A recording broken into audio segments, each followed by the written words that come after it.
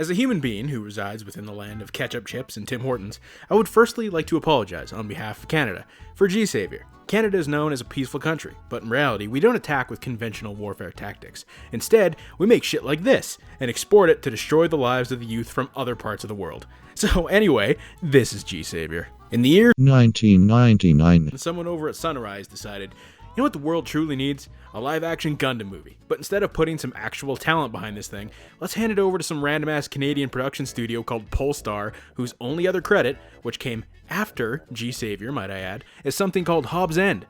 Oh, and we'll give it the budget of a baked potato. Like, damn guys, that's a solid plan. There's no way that could fail. And since this was a Canadian TV production, don't go expecting any actors that you've probably ever heard of in your life, with the only exception being Enika Okuma, who actually did voice work in the dub for Gundam Wing, which is ironic, because she's terrible in this. Our main hero, Mark, played by Brennan Elliott, is about as generic a hero as you can possibly get. He's also kind of a dick. The first time we're ever really introduced to him, he's talking to a pilot who just fell out of orbit and is about to die at the bottom of the ocean, and he's just like, This is Rover 1.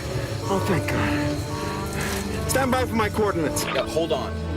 I'm not fully equipped for recovery. Float your beacon for a congressional search and rescue. Negative. I don't have the time. What's the matter? Got somewhere else to be? The entire premise of this thing is that some scientist discovered an enzyme or something that can grow food underwater, which is desperately needed in this world because everyone would be starving to death. But the Congressional Armed Forces, which Mark used to be a part of, is trying to destroy the enzyme, with Jack here, who looks like he knows exactly what the inside of the general's butthole smells like, if that makes any sense, leading the charge. I don't know, I mean, he just looks like the type that when the general gets up, he like rushes over and smells the seat where he was just sitting, you know what I mean? But I don't really think Mark has anything to worry about, since it looks like the consent soldiers have shittier aim than stormtroopers.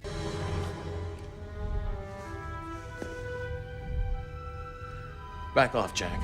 I don't think so. I'm not kidding around, Jack. I have something for... Going for his weapon!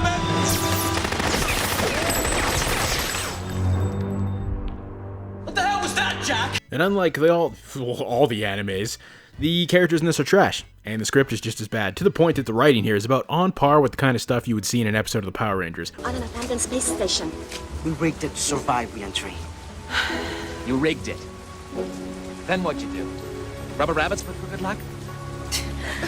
Which is excellent, because it takes an entire hour before we even get to see the G-Saviour, let alone actually get to see it doing anything. Don't worry though, we get to spend plenty of time involved in this goddamn love triangle between Mark, his stupid wife, and Enika's character, so that's awesome. Though we do get this really brilliant scene in which Mark's wife crashes through the roof, and then just kind of Leroy Jenkins herself through the crowd, in the process smashing into the back of the child, and considering how real that reaction looks, I don't think she was supposed to do that.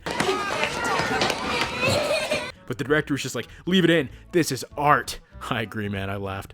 Now, I'll admit, I haven't seen every single Gundam series out there, so I'm not as diehard as some people, but was this outfit of Mark's ever in any of the anime? Because I can't imagine any sane human being would willingly wear something that looks like a football uniform made out of cardboard. Who approved that? Really, Mark? Is that so? I have buttholes to sniff. So yeah, I mean, the CGI is bad. Honestly, it's about on par with the cutscenes from the PS2 game that came out around the same time as the movie. Is it the worst thing I've ever seen in my life? No. I've seen tons of shit in my time. Reptilian looked worse than this by a long shot, and that came out just a year later and actually had a movie budget.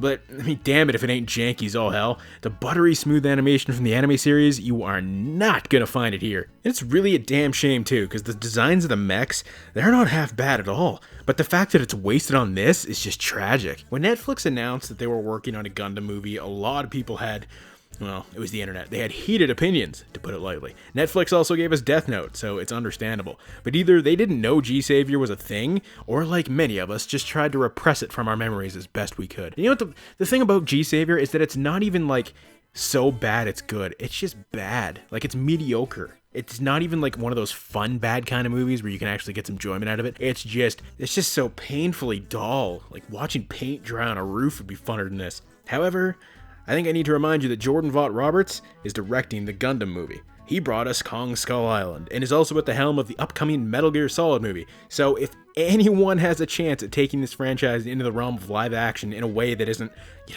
G-Saviour, it's probably him.